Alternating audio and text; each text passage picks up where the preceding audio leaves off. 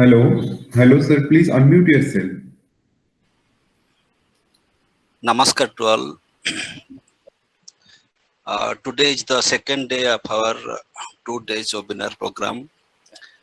ICPR sponsored periodic lecture program organized by Noyagad Autonomous College, Noyagad, Odisha.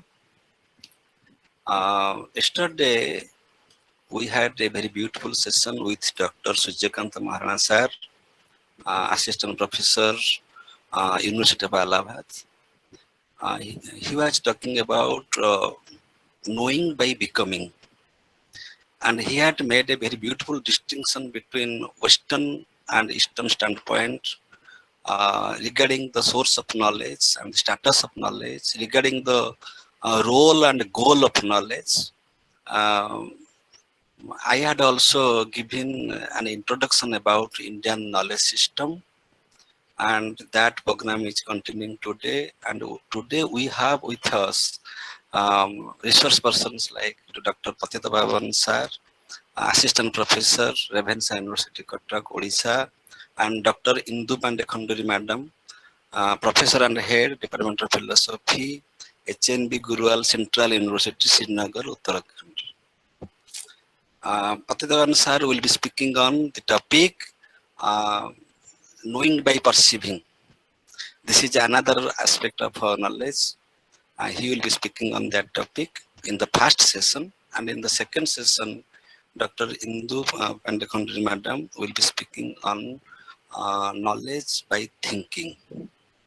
So I hope today it will be very beautiful sessions by both of the research persons.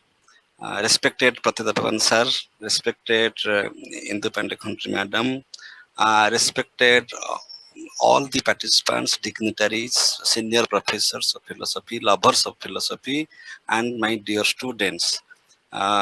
We shall start. Our principal sir will remain absent today. So on his behalf, I welcome all of you to this periodic lecture program. With this, I request Mrs. Sulagna Samantarai, Assistant Professor of Philosophy, Noyagad Autonomous College, Noyagad, to give introduction of all the guests. Over to Mrs. Sulagna Samantarai. Thank you, sir. Good morning and namaskar to all of you. I am Sulagna Samantrai, Assistant Professor in Philosophy, Noyagad Autonomous College, Noyagad. Today we are going to conduct the periodic lecture program on the topic Indian Knowledge System, sponsored by Indian Council of Philosophical Research, New Delhi, and organized by Department of Philosophy, Noyagad Autonomous College, Noyagad. Today, it is our second day of this session. On this auspicious occasion, I feel privileged to introduce our esteemed guests and resource persons who are present with us to contribute their valued knowledge and make us enlightened. We have with us Professor Pramod Kumar Das, Head of Department Philosophy, Noyagad Autonomous College, Noyagad. Professor Das is the coordinator and convener of this ICPR sponsored periodic lecture program. I welcome you, sir, to this program. We have with us Dr. Patita Bhavan Das sir, Assistant Professor and Head of Department Philosophy, Ravenshaw University, as the resource person in this ICPR periodic lecture program. In the first session, Dr. Das shall deliver a talk on the topic Knowing by Perceiving.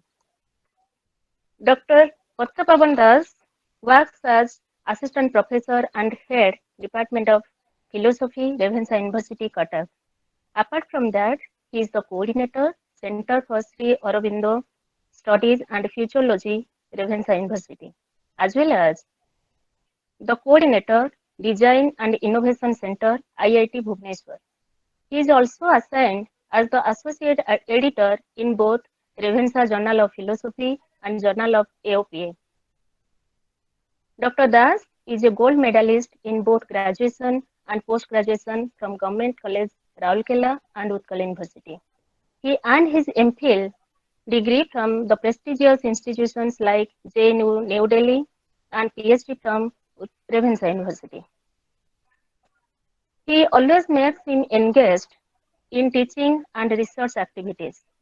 He has published many books and numbers of research papers in national and international repute. I am so fortunate to introduce my professor in this webinar.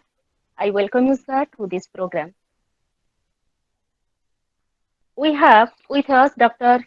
Indu Pandey Khanduri ma'am, Professor and Head, Department of Philosophy, HNB, Garhwal Central University, Srinagar, Uttarakhand. In the second session, Dr. Indu Pandey Khanduri madam shall deliver a talk on knowing by thinking.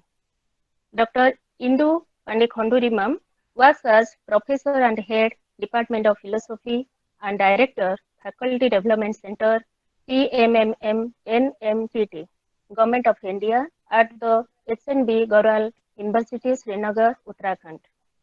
She had her graduation from BHU Varanasi, post-graduation from University of Allahabad, and PhD degree from JNU, New Delhi.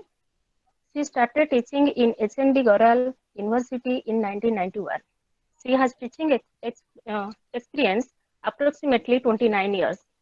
Constantly involved in teaching and research, she has supervised 12 PhD scholars, accomplished 3 major research projects, Ministry of Culture, Government of India, and 1 major research project under UGC, New Delhi.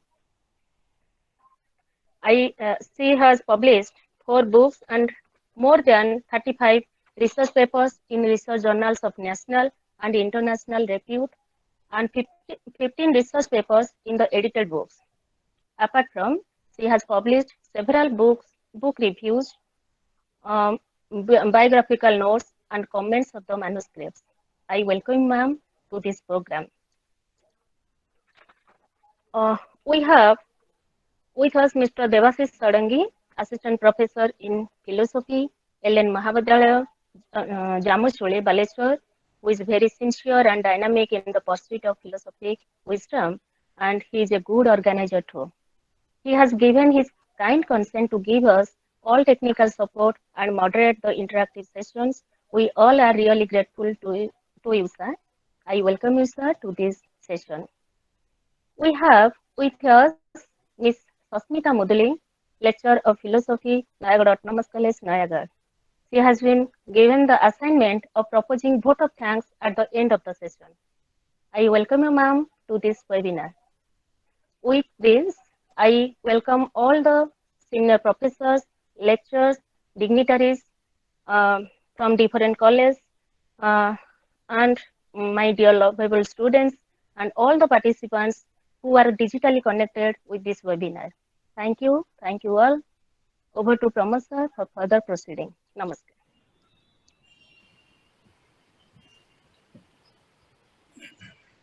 Thank you, Sulagna madam, for your nice introduction. Today we have 2 sessions, therefore we shall be very much concerned about time binding. So without delay, I shall invite the first resource person, Dr. Patita Pavan Das sir, to deliver his talk on the topic knowing by perceiving. Over to Dr. Patita Pavan Das sir. Thank you very much, Pramod sir. Am I audible? Yes, sir, you are audible. Yes. Yeah. Good morning and namaskar, everyone present here. And I'm really indeed privileged to be the part of this wonderful seminar and wonderfully organized by Nayagarh Autonomous College, particularly the gang headed by Dr. Pramod Kumar Das and Madam Sulagna, Madam Sasmita. Thank you very much. As Pramod sir has directed us, we should not lapse any time, because this is really today 2 people are going to speak, and without any delay, let me start my slide.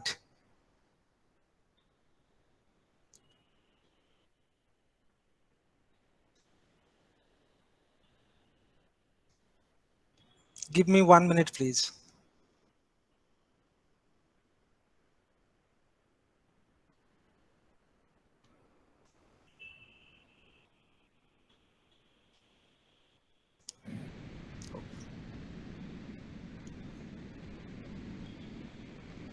Is this visible? Yes, sir. Visible. Okay.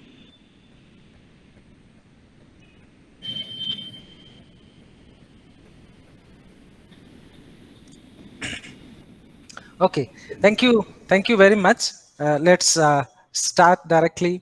As the topic decided in this seminar, I'm going to speak on the title, Knowing by Perceiving. I'm really obliged to the Noyagod Autonomous College giving me this privilege to speak on a very important topic, very interesting topic today, knowing by perceiving. Okay, will you please allow me to start with a story? If you allow, please write yes. Why? Or you can also write no. N. So let's start with a story in this morning. Should we start with a story? And this story, the title of this story is The World is Falling Apart. And the story goes like this. While playing, a chirpy tiny squirrel heard a crashing sound beneath the bush. Assuming the world falling apart, the little squirrel ran abruptly.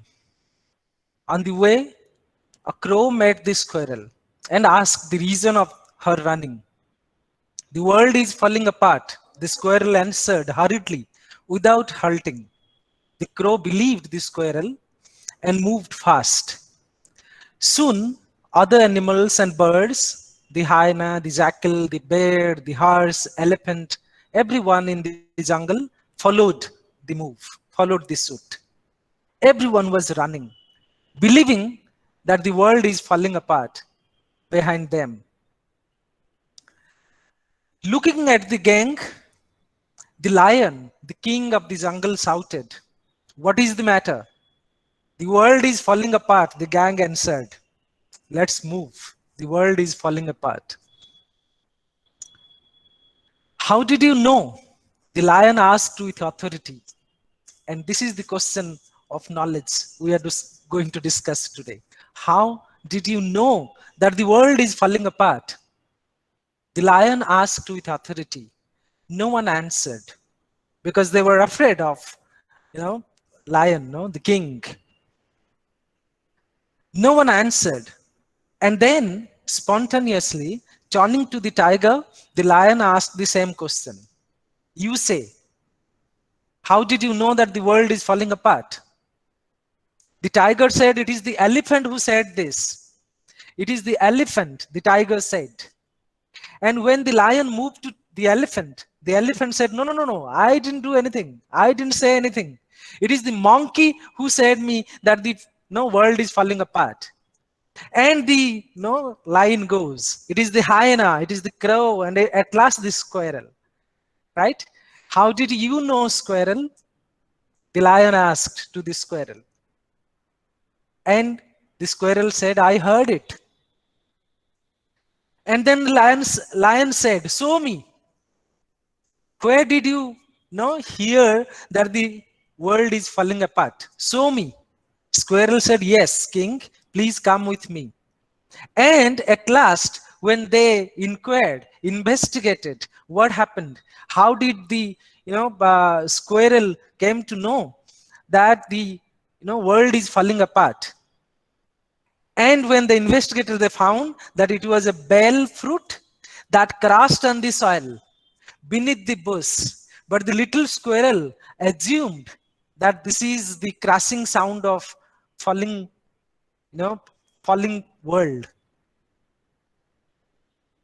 This is the story. How do you know that the world is falling apart? And the saying goes, and I can understand that you could also understand a little bit from this story. And the saying goes, in Odia we say, "Jaha nodekhibo beni noyone, porote nojibo guru bachane." And this is the English of that. "Have you not known by seeing, never go by mere teaching." And that actually shows that how perception as a valid source of knowledge is very important in our thought process, right? If you don't see by your eyes, of course, seeing has a wider representation here. Seeing means perception in any form, 5 sense organs. So have you not investigated or inquired by your sense organs? Have you not known by seeing? Never go by mere teaching. So don't believe on anything. Don't believe in testimony. Don't believe in text. Don't believe on anything unless and until you inquire by yourself through your sense organs. So this is the moral of that story, that if you don't know by perception, don't believe anyone, because perception is the only, might be, or the most important valid source of knowledge. Have you not known by seeing? Never go by mere teaching. And then it goes like this. Then there is this very genuine question: are there other sources also? And we know that there are many. At least we can talk about Nayak scheme. We have 4 different fields, different sources of knowledge: perception, that we say prataksya, inference, comparison, and verbal testimony. And we are going to talk on this. And the question we normally ask, and today we are going to ask in this webinar, that is, why talk on perception? And I would say that talking of perception is important from 2 different perspectives. One is global perspective, another is local perspective. And what is the global perspective? This is this: Sa vidya ya bimukta. And this is a very interesting thing we have to understand, that in Indian philosophical tradition, knowledge is not acquired for knowledge's sake. Knowledge is acquired so that it will guide us for liberation. Sa vidya ya bimukta. So it has to liberate us. Knowledge has to liberate us. We should not acquire knowledge only for knowledge's sake. We have to acquire knowledge so that it will liberate us. And then when this is the aim of acquiring knowledge, and you can understand then what is the standard of knowledge. Knowledge should not be knowledge about anything and everything. Knowledge about that which liberates us. And if that is the standard, then what happens here? Look, if you ask your friends over a dinner or lunch, you ask, what is perception? Then they will commonly say that perception means, seeing stuff. I see a table here, that is my perception, right? So seeing, in a very normal sense, perception means seeing, right? Perceiving. But in Indian context, they have given lots of thought over it. What is the perception? What is the nature of it? And then we come across a very interesting, approach on perception. That is the Buddhist way. And the Buddhists say that, and what is the definition of perception here? Perception is unerring cognition of a given sensum in complete isolation from all ideata. And we have to focus a little more on this.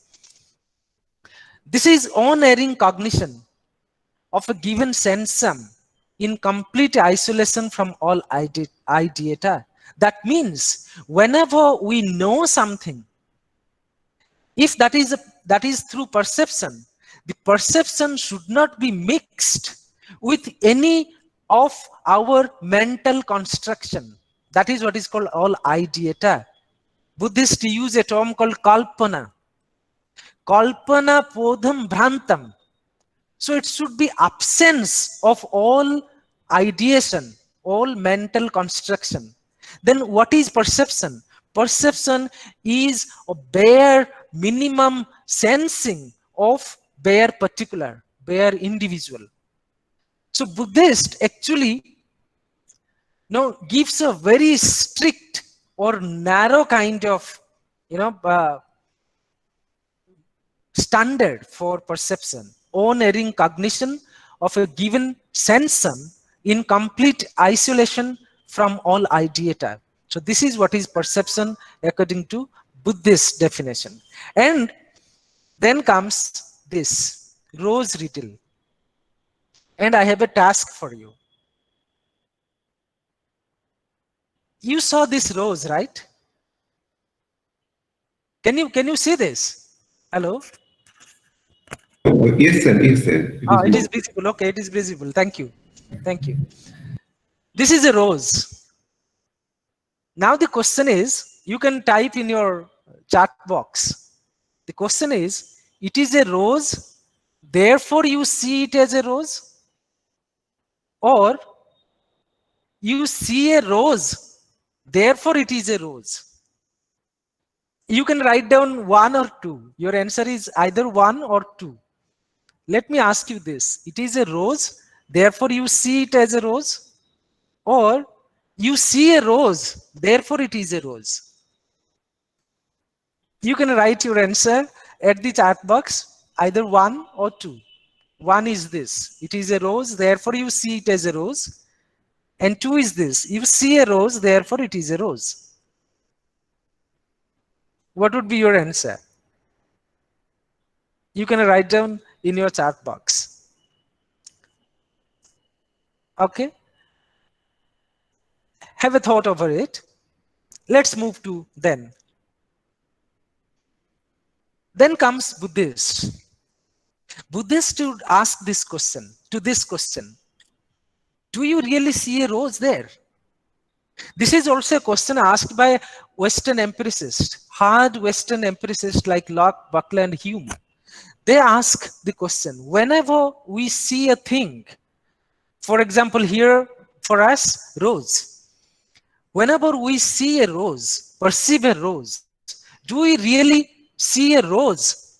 Or we see simply a particular color, particular shape, a particular size? Do we see a rose? Or a red color might be, red color or a particular size? So this is the question Western empiricists also ask. And Buddhists also ask the same question. Do you really see a rose here? And then they say, no. If you take the definition seriously, then we actually see only bare sense data. We never see a rose. And we put a name on it. Rose is just a name that is put to all the sense data, individual sense data we find. Rose is just a name. This is a Buddhist, answer to that riddle, that rose doesn't exist. What exists or what is perceived is simply bare individuals. Rose is just a name. And what they say? They say it is mere a mental construction. Better to say it is a mere mental fabrication, prapancha. So we see something as perception, we see something, but we name it something else. And that is the influence of our ideation, mental construction or mental fabrication. And they say this is prapancha. And Buddhists believe that unless and until you get rid of this prapancha and you don't find the bare minimum, you don't perceive the bare minimum, you are in dukkha. So the destruction of prapancha. And what they say? Look, they say perception is the cognition of unique individual. So lakshana, they say. Unique individual. Just like I said, when I see a rose, I see red color. I see a particular shape. I see a particular size. I never see a rose. Later on, my mind actually, superimposes that this is a rose. I never see a rose. Rose is a name. I see simply so lakshana, unique individual. Perception is the cognition of unique individual. This is the Buddhist way of thinking about, perception. And therefore they say sambriti jnana, or knowledge of whole or universal, that there is a rose here, or knowledge of whole as a rose as a whole, doesn't exist. We never see that, we never perceive that, we simply superimpose. Might be because of our habit. You might understand, you might recollect how Hume was saying. Hume was saying, I simply see or see only bare perceptions, sensations. I simply stumble upon sensations. I never see the self. That is Hume. Here Buddhists also argue in the same fashion, that we cannot perceive the whole. We simply perceive the bare individuals. And unless and until we get rid of this superimposition of whole into the bare particular, which we see actually, we are in dukkha. And that is what they say. Prapancha begets dukkha. Getting rid of it is moksha. That I said that there is a global aim of discussing perception. This is the global aim of discussing perception. That perception, if you don't have valid knowledge, if you don't have true knowledge, then you cannot attain, liberation. This is a global aim for which Indian philosophers were so meticulously discussing about valid source of knowledge. And Buddhists were so skeptic. They were saying that, look, unless and until you get rid of your mental constructions, mental fabrications onto the perceived bare minimum, you will not get liberation. So prapancha begets dukkha. Getting rid of it is moksha. I won't talk more on Buddhism. And therefore, in conclusion, what they say, the Buddhists believe that all perceptions or all modes of perception is indeterminate, nirvikalpaka, right? Or concept free. That is called concept free, indeterminate. No determination is there. You can simply, feel that sensation. You cannot name it, because the moment you start naming it, you impose your mental constructions on it, and then it becomes mess. And in that sense, Buddhists would say that bare perception is objective. But when you start determining it, you start naming it, it becomes subjective, your mental construction. And therefore, you have to be very serious not to mix your mental construction on bare perception. Valid knowledge is objective. Subjectivity makes mess. That is Buddhist idea, that whenever you name it, whenever you add your mind, then it becomes mess and you are in samsara. And if you want to become out of this samsara, then you have to find out that, destroy this prapancha. But then the question comes, who sees? Whenever we see something, what do we believe? That we believe that it's our eye that sees. And in that case also, our other sense organs, doesn't matter. Do you really think that our eyes see? Or who sees actually? It's I. Does it our eye that sees, or I see? That is a question. Is it visible? Hello? Hello, yes, sir. Yes, sir, it is visible. Yeah. Okay. So this is another question we should ask. In response to Buddhist philosophy, that who actually sees? Is it our eye that sees, or is it I? Now, how do you interpret that I don't know. Is it I that sees, or is it our I that sees? This is a question. But then Buddhists would say, or some other, we'll come to that they will say, no. Eyes are only lenses. Our eyes are only lenses. They see what are seen. And eyes are mirrors. They show what are seen. And you can understand that this is the hard or very, radical kind of empiricist. They believe in this principle, that our eyes are very much objective. They never, deceive us. They see what is seen and they show what is seen. In between, there is no complexities, no contamination. Our eyes tell the truth. And our mind is so passive. It doesn't do anything. It simply reflects what our eyes see. These are the empiricist thing. But then comes question 1. If really our eyes see what is seen, then why is it that we do not see many things around when we walk on the road? Let me ask you a question. Suppose you are walking on the road, right? You are walking on the road and there are many things in front of you. Your eyes are open, your eyes are open, your eyes are all right.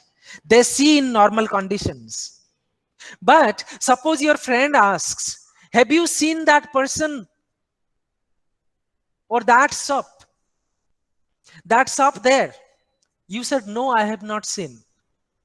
And then your friend asks you, how come it is true? You passed by that way. He's there. He's on the road only.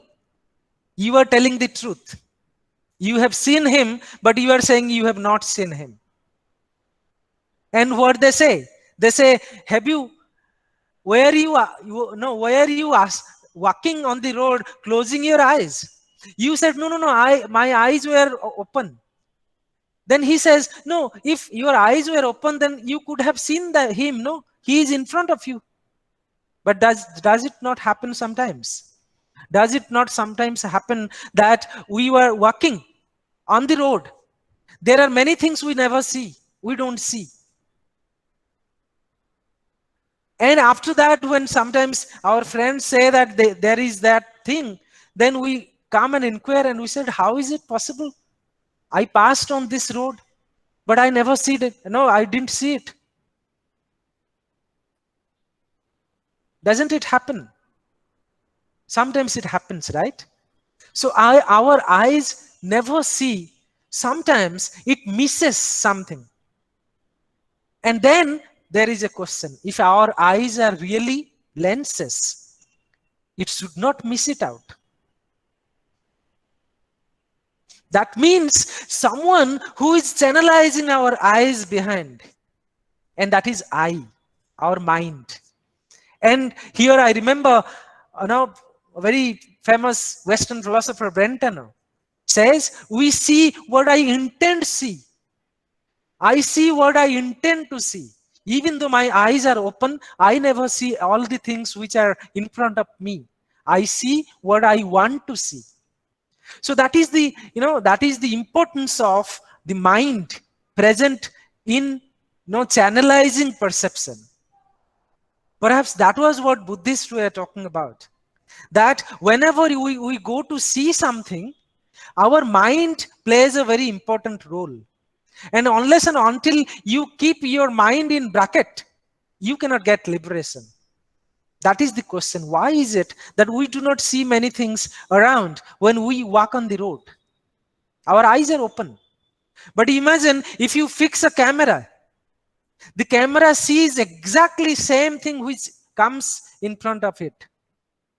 But our eyes don't do that, even though our eyes are more powerful than a camera. Okay, and then question number 2. The world is as we see it or as it is seen? This is again a question between bare sensation or sensation modified by our ideation. The world as we see it, or the world is as we sin, as we see it. So that is the importance of precept and concept. The debate between precept and concept. This is a very age-old philosophical debate, and that was beautifully discussed in Indian tradition also. That whether precept is important or concept is important. Now Buddhists were saying that if you want to get liberation, then your perception should be concept free. Nirvikalpaka, concept free. But is that possible? This is a question. And I was talking about Brentano. Eyes see what I want to see. It's not that eyes see whatever they want to see. No, no. Eyes see what I want to see. So in that I, small I, no, simple I, that is very important. That is the idea of concept. And therefore, there is another extreme. No, Sabdikas, or we say grammarians. So in one extreme, Buddhists say that all perceptions are nirvikalpaka, concept free. And then there is another group of philosophers in Indian philosophy. They are called grammarians or Sabdikas. They say, no, no, no, no. All perceptions are determinate, sabhikalpaka. Because without no language, you cannot even think of seeing a thing. So all perceptions are sabhikalpaka, concept laden. So Buddhists, in one hand, are saying that all perceptions are concept free, and grammarians, they are focusing, they are holding that all perceptions are concept laden. And what would be the Naiyayikas? True. So this is again grammarians, perception has subjectivity. Then what is it really? And now we will go to Naiyayikas. And what Naiyayikas would talk about this and how they will enter and interfere in this whole debate. And very, very interestingly, you might find that Naiyayikas actually were responding to Buddhists. They were saying, they were giving hard debate for Buddhists that no, Nirvikalpaka, all perceptions cannot be Nirvikalpaka. There must be some Sabhikalpaka perception also. Then what is it? And what the Naiyayikas would say. Naiyayikas are realists. They would say the world is as we see it. But then, are they idealists? That is a question. And the definition comes. The definition is very popular. I want to talk about that. Indriyartha sannikarsha utpannam jnanam. So this is a very, this is the older Nyayas. They were talking about this. So what is, pratyaksha or perception? The perception is the connection, Indriyartha sannikarsha, means the connection between sense organs and the object. This is a very important line you must understand. So there must be a connection between the object and our sense organs. And from this connection, whatever comes is called pratyaksham. Right? This is the definition. But then there is a challenge. Do you not see this? We see a pencil. Our indriyas are in sannikarsha, right? Connection, definitely connection. But is it a valid source of knowledge? Is it a true knowledge? This is not. And how Naiyayikas would say? They would say, and therefore, later Naiyayikas like Vachaspati and all, they actually discussed that no. The definition has other characteristics.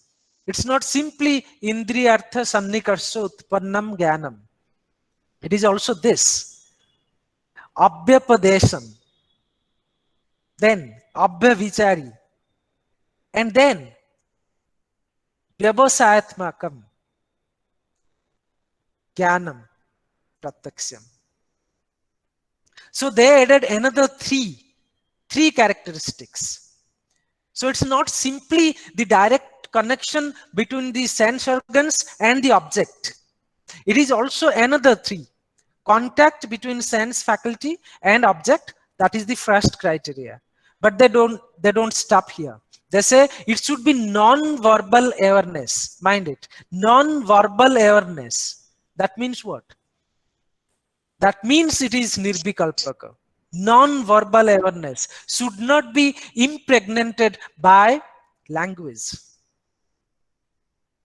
So it's no, it should not be determinate.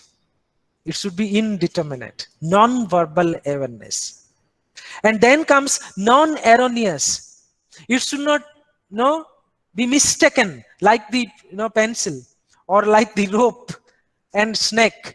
This is very very popular example. I should not talk more on that, but rope snake example. It should not be erroneous. It should be true. Then definite in character. It should not change. This is very interesting. So these three things they added. Non-verbal awareness, non-erroneous, it should not be mistaken, and it should not change. Right? But I had a doubt, and this is also a task for every one of us. And of course, I should not say that I am an authority in Indian philosophy, but anyone who is in the audience who has Indian philosophy as an subject, they should think over that.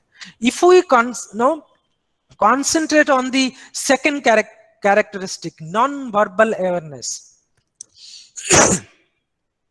Non-verbal awareness, that means perception has to be indeterminate. And if this is true, can Naiyayikas talk about determinate perception also, sabhikalpaka perception also? This is a question we have to ask. Now, these are three other characteristics which are added to perception by Naiyayikas. Now, one more task for you. What is this? Please write down the first letter of think what you see here. Please write down in your chat box. What do you see in this picture? What do you see? Or anyone also can say. If you don't write, then please say it. What is this? What do you see here? Sir, rabbit and duck. Sir, rabbit and duck. Okay, rabbit and duck. Okay. Anyone else, please? What do you see?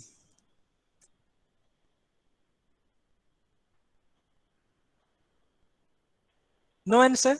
Okay. Let's move then. Whatever you see, but now you have to understand that how important our concepts in stimulating our precepts from this perhaps. Okay, then what these Naiyayikas actually add to this? They say, let's remember that rose example. Let's see red petals. Buddhists were saying, when I see a rose, actually I don't see a rose. I see red color. Naiyayikas agree that yes, I see a red color, but I also see red petals of the rose. I also see rose. I simply never see the red color there. I see the rose. So what is here, what Naiyayikas are doing, that they are gliding from nirvikalpaka perception to sabhikalpaka perception. They are also admitting that there is a sabhikalpaka element in nirvikalpaka perception.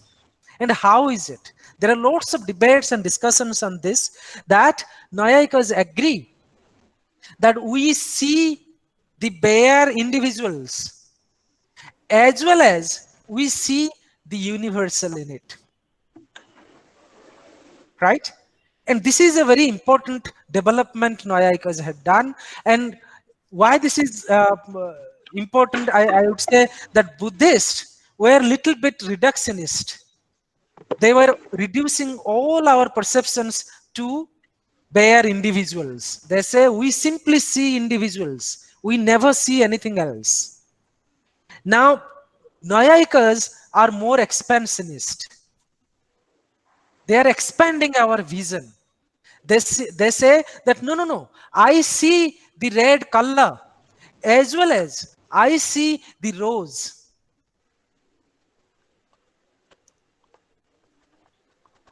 And that is what? Perception is seeing the universal in the particular.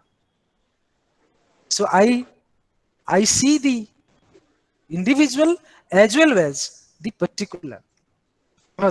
Particular as well as the universal. So for Naiyayikas, both exist. Particulars exist and universal exist. So that is a very important metaphysical, construction they do, and that is how actually they make a middle path between these two extremes. In one hand, Buddhist extreme that all perceptions are nirvikalpaka, and the Sabdika's contention that all perceptions are sabikalpaka. And Naiyayikas make a very holy harmony between these two, that no perceptions can be nirvikalpaka as well as sabikalpaka. And I can understand that the most important discussions and research now today going on in philosophy of mind is nothing but a footnote to this. That whether I see the world as my mind shows me. This is the question Western philosophers are still asking. Philosophers of mind, they're asking the same question. And they're trying to amalgate that subjective and objective. And the Naiyayikas were so spectacular to make it a harmony, that how we can see the both things at the same time, universal as well as particular. And they say that perception has both indeterminate, nirvikalpaka, and determinate mode or sabikalpaka mode. And then I should conclude with this line. What the world as we see, the seen. So it's not simply my mind, my mental construction. I see it. But at the same time, I see what is seen. I never see my fantasy. So that is what might be, I don't know, but my humble submission would be, the conclusion the Naiyayikas actually give to us is this. The world as we see, the seen. Thank you. Thank you very much. And this is my card for reference. Thank you, sir. Thank you, sir. Thank you, Dr. Pattabandar, sir. You gave a very brilliant representation on this topic, knowing by perceiving. Your method was analytic. You gave an analytic approach to this topic. That how you made a very beautiful distinction between two things. One is concept-free perception, and the second one is conceptualized perception. Concept-free perception is advocated by Buddhist philosophy, and you spoke of conceptualized perception advocated by other philosophers. And in a Naya system, there is a harmony, there is a synthesis of these two, that they believe in both nirvikalpa and sabikalpa, and they actually this is a very beautiful presentation. You spoke that perception comes first, then we conceptualize it. Without perception, also Immanuel Kant said that for having any mental construction, we have to perceive and we have to collect the sense data, because that is the first process, and the second process is conceptualization. And in Naya system, actually nirvikalpa and sabikalpa are two stages.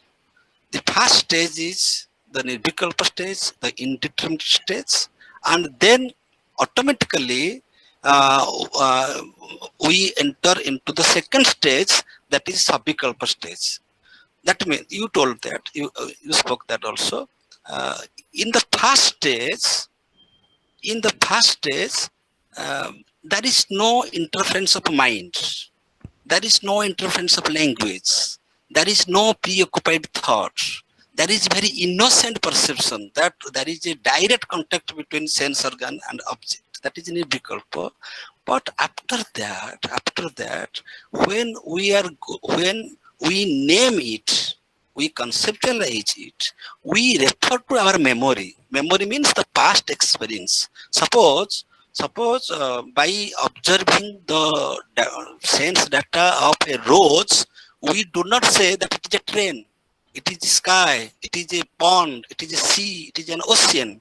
Why do we say that it is a rope, it is a snake particularly? Because we have seen it previously.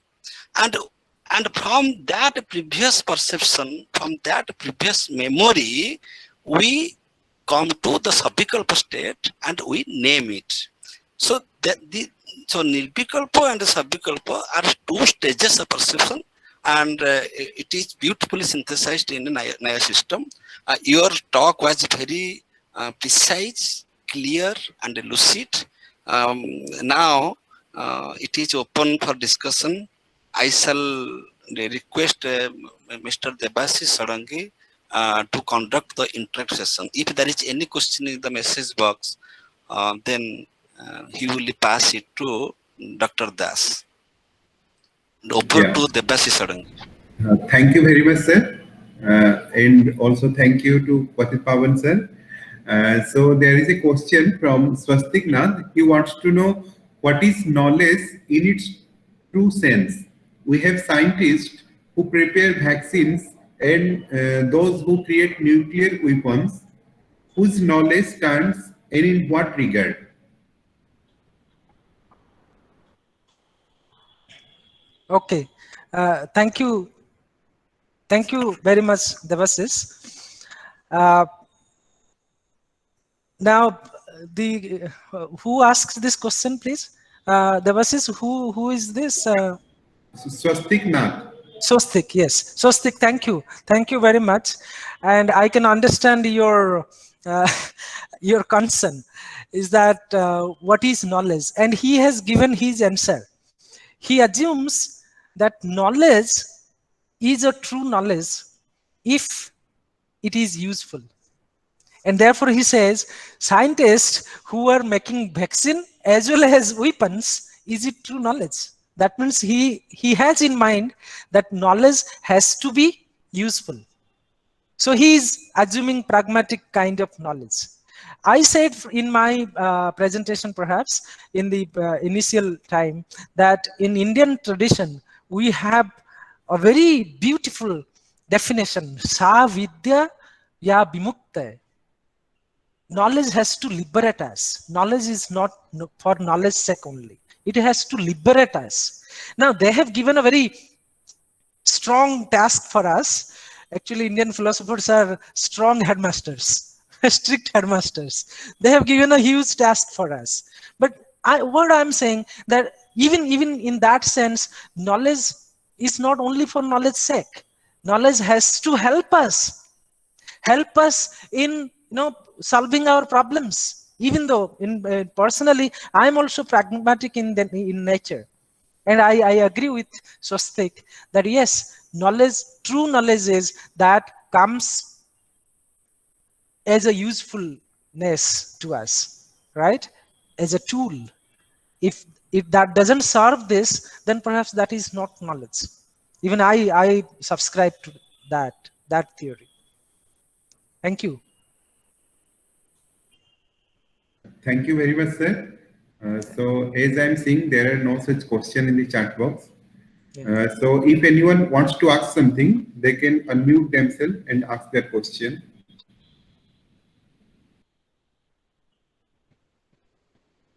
Hello? Is there anyone? Okay. Okay, thank you very much, sir. Hello. So, Hello. Yes. Yeah. Yes. Anyone? Yeah, good afternoon. Actually, I just wanted to ask whether we are framing our children knowledgeable or just literating them nowadays in our school system or education system. Thank you, Supriti ji. Yes, this is a question everyone is now asking, right? Everyone is asking the same question: what we are doing with our children, right? And because we believe that, you look, one thing is very clear. I was just referring just a moment back that Indian philosophers were giving us a very hard task, very huge task, that you should be knowledgeous so that you will liberate. We could not match to that standard. And we had another option that is called pragmatic theory of knowledge. That comes from West, of course, more and more West, with a brand, American brand. So now we are very fond of American brand. So we also got infected with that knowledge is that which is useful. And that actually brings down that standard. The standard was your knowledge should liberate you. Then we made it little bit concession, bargaining. That no, okay, liberation, forget about that. It's very hard, very difficult to attain. Forget. So knowledge is that which solves problem. And when it becomes that, what happens? Everyone started to talk about knowledge that actually solves a problem. You invent a bulb, you invent a vaccine, you invent something that solves your problem, you become knowledgeous.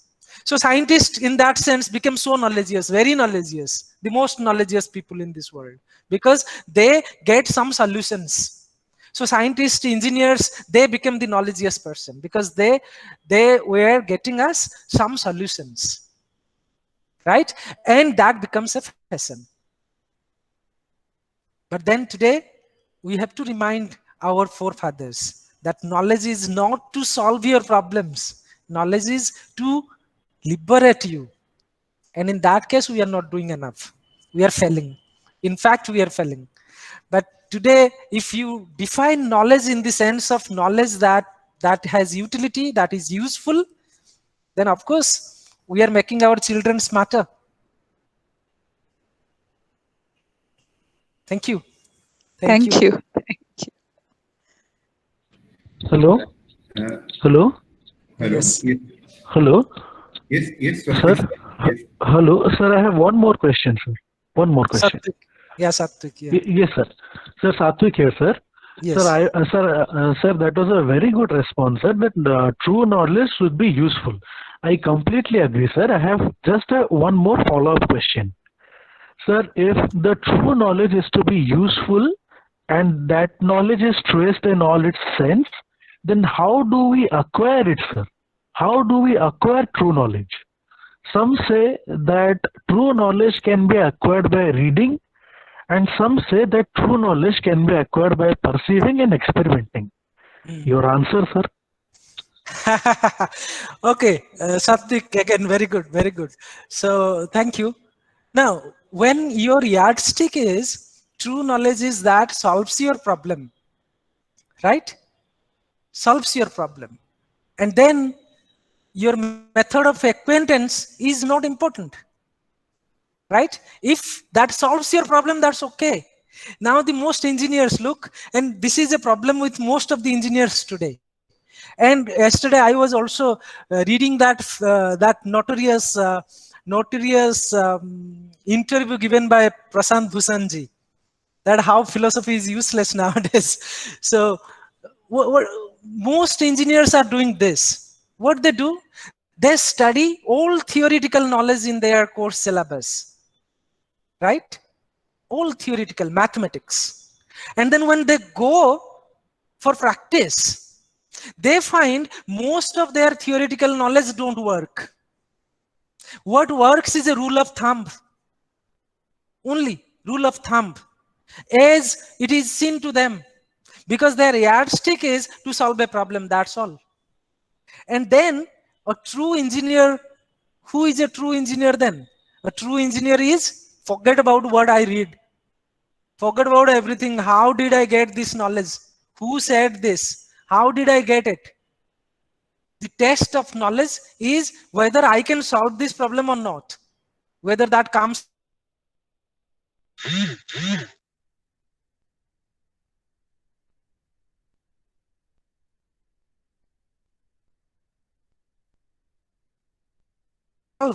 true knowledge is that solves your problem, then we should not be worried about how did it come.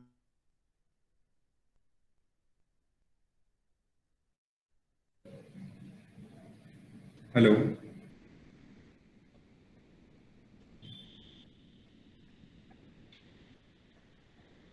Hello.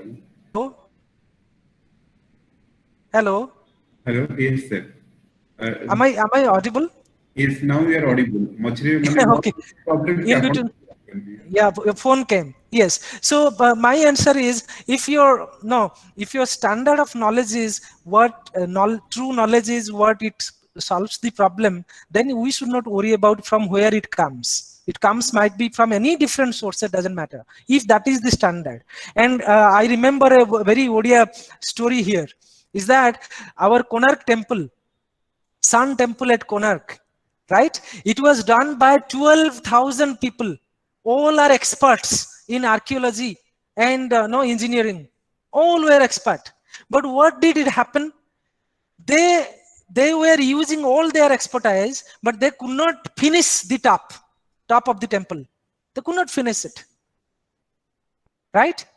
But then the son of one artisan, he is only 12 years old. He comes and he says, I can do it. People said, how is it possible? We are all expertise, no experts. We cannot do it. How can you do it? He said, give me a chance, I can do it. And he did it. And the Sun temple is there in front of you.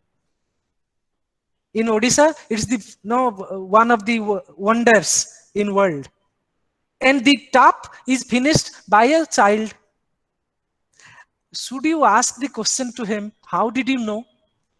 How does it matter? But then the story has a tragic end. I should not tell you that. But this is it. This is it.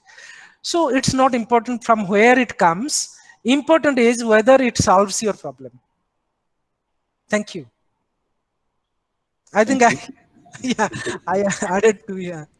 Thank you. Thank you, sir. Then Thank you, sir. Thank you. Yeah, there is one more question from Sasi Pragya. She wants to know, how will you explain knowing is perceiving from the Jain perspective of the theory of knowledge? Actually, Jain perspective. I'm sorry, I don't have much knowledge on Jainism. So if anyone else knows that, they can say that. So I should not answer this question. I'm sorry, really. I'm not expert in Jainism, so I should not say something. I know it, but I should not do that. I should not enter to that adventure. Yeah. Okay. Thank you very much, sir. So now it's up to Pramod, sir. Hello. Thank you very much, Pramod sir, and the whole team, giving me this opportunity to share yeah. Thank you, sir. Thank you, sir. I appreciate your honesty, that what you speak from your conviction, and what you do not know, you don't speak. And that is